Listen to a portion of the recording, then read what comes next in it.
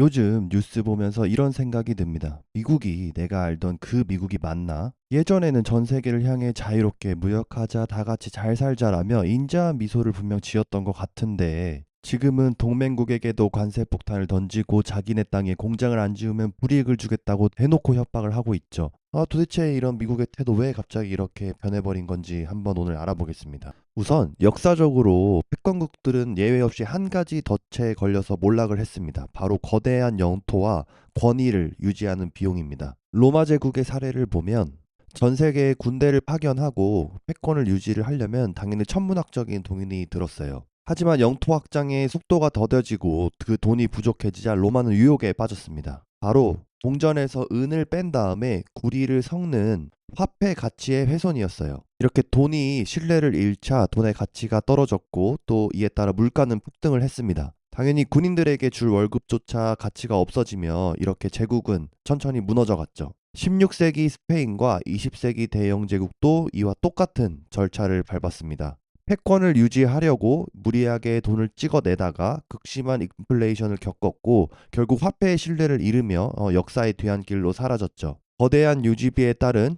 재정 적자 그리고 무리한 돈 찍기 그에 따른 인플레이션으로 인한 패권 상실 이것이 바로 제국의 잔혹한 공식이었습니다. 지금 미국 또한 지난 과거 제국들의 잔혹한 공식을 따르고 있습니다. 지난 수십 년간 미국이 세계경찰 노릇과 달러 패권을 지키기 위해 쌓인 부채가 무려 34조 달러를 넘었습니다. 이 34조 달러라는 금액이 체감이 잘 안 되는데 이 금액은 미국인 한 명당 1억 원이 넘는 빚을 가지고 있는 셈입니다. 그런데 미국은 애초에 이걸 다 갚을 생각이 없어요. 대신에 전 세계를 상대로 합법적인 소매치기를 준비 중입니다. 지난 수십 년간의 세월과 팬데믹을 거치면서 달러는 쏟아졌고 물가 또한 심하게 올라서 금리를 매우 인상한 상태입니다. 이러한 과정들을 겪으면서 미국은 깨달은 거죠. 우리도 어떻게 보면은 로마나 영국처럼 인플레이션에 살해당할 가능성이 있겠구나.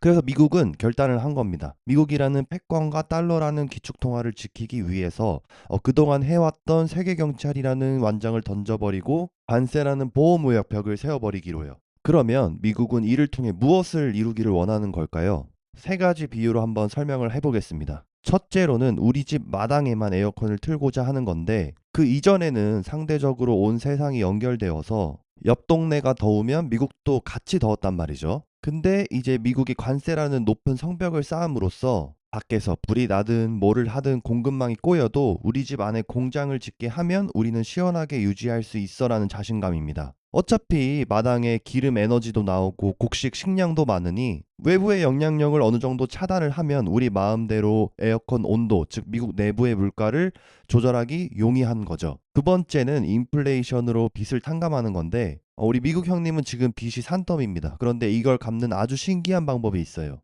바로 금리 인하를 통한 통제 가능한 인플레이션 유도입니다. 지금 트럼프를 비롯한 미국의 리더들이 왜 그렇게 금리를 내리려고 압박을 하냐면 돈을 더 풀어서 달러 가치를 살짝 떨어뜨리려는 겁니다. 예를 들어서 사탕을 10개 빌렸는데 사탕이 흔해지면 예전에 빌린 사탕 10개의 가치가 작아지는 것처럼 미국 정부는 의도적인 인플레이션을 통해서 자기네가 갚아야 할 거대한 부채 부담을 녹여버리려는 계획을 가지고 있습니다. 셋째는 뜨거운 시래기 바람은 이웃집으로입니다. 이게 가장 무서운 부분인데요. 에어컨을 틀면 반드시 뜨거운 바람이 밖으로 나오죠. 근데 미국이 자기네 빚을 털려고 돈을 풀고 관세를 올리면 그 부작용은 고스란히 성벽 밖 나라들이 뒤집어 쓰게 됩니다. 왜냐면 다른 나라들의 입장에서 자신들의 공장은 이미 미국으로 상당수가 가 있고 이로 인해서 달러가 자국으로 돌아오지를 않고 그곳에서 사람을 뽑고 제조하니 당연히 그 돈이 미국 안에서만 돌게 되는 겁니다. 그러면 당연히 미국 밖에서 도는 달러가 줄어들 수밖에 없고 달러 대비 자국 통화의 가치는 떨어질 수밖에 없죠. 결과적으로 그 미국은 자기네 집 불은 끄고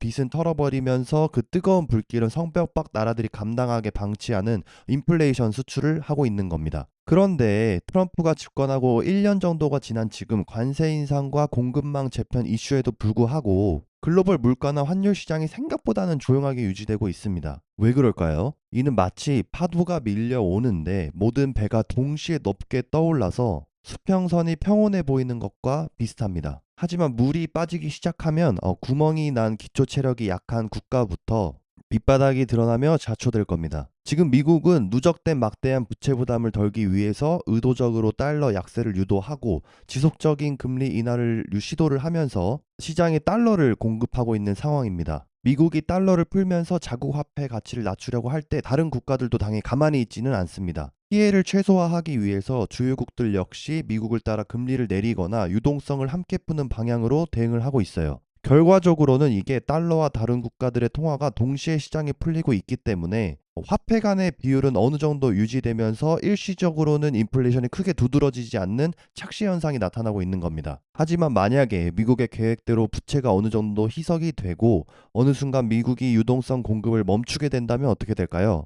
그동안 전 세계에 누적되어 있던 유동성이 한계치를 넘어서며 미국 외의 국가들에서는 억눌려 있었던 물가 상승 압력이 본격적으로 터져나올 가능성이 높습니다. 그러한 인플레이션 충격이 전 세계를 덮치더라도 미국의 시나리오대로라면 그들은 상대적으로 안전할 수가 있어요. 왜냐하면 이미 강력한 관세 장벽을 세워두었고 핵심 제조업과 공급망을 자국 내로 이전시켜 두었기 때문이죠. 외부의 물가 충격이 발생해도 자국 내의 생산 인프라와 자원을 통해 물가를 자체적으로 조절할 수 있는 방어 체계를 구축해 놓은 셈입니다. 결국 현재의 고요함은 글로벌 유동성이 팽창을 하면서 만들어낸 일시적 균형일 수 있다는 겁니다.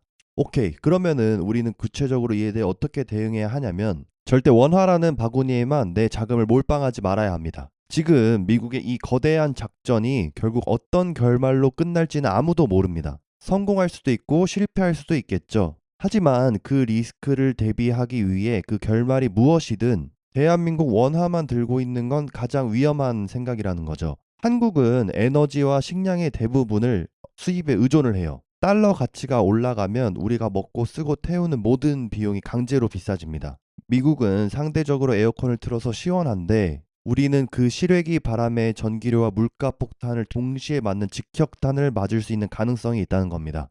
당연히 대한민국 원화도 어느 정도 훌륭한 돈인 건 맞지만 냉정하게 말해서는 세계 경제에 위기가 오거나 미국이 이기적으로 변할 때 가장 먼저 가치가 깎여나가는 통화입니다. 그래서 반드시 우리는 달러로 환을 다각화해야 해요. 가장 좋은 방법은 S&P 500이나 나스닥 인덱스 펀드에 환노출로 투자하는 방법이죠. 이런 점에서 달러는 주가가 오를 때는 수익을 가져다 주고 환율이 튈 때는 내 자산을 방어해주는 가장 완벽한 이중 보험입니다. 그래서 미국의 계획이 어떻든 우리는 성벽 밖에서 뜨거운 바람을 맞으며 녹아내릴 수도 있는 원화만을 자산으로 들고 있어서는 안 됩니다. 반드시 어느 정도의 환 리스크를 해칭할 수 있는 달러를 같이 가져가야 어느 상황에서든 여러분의 자산의 변동성을 줄일 수 있을 겁니다.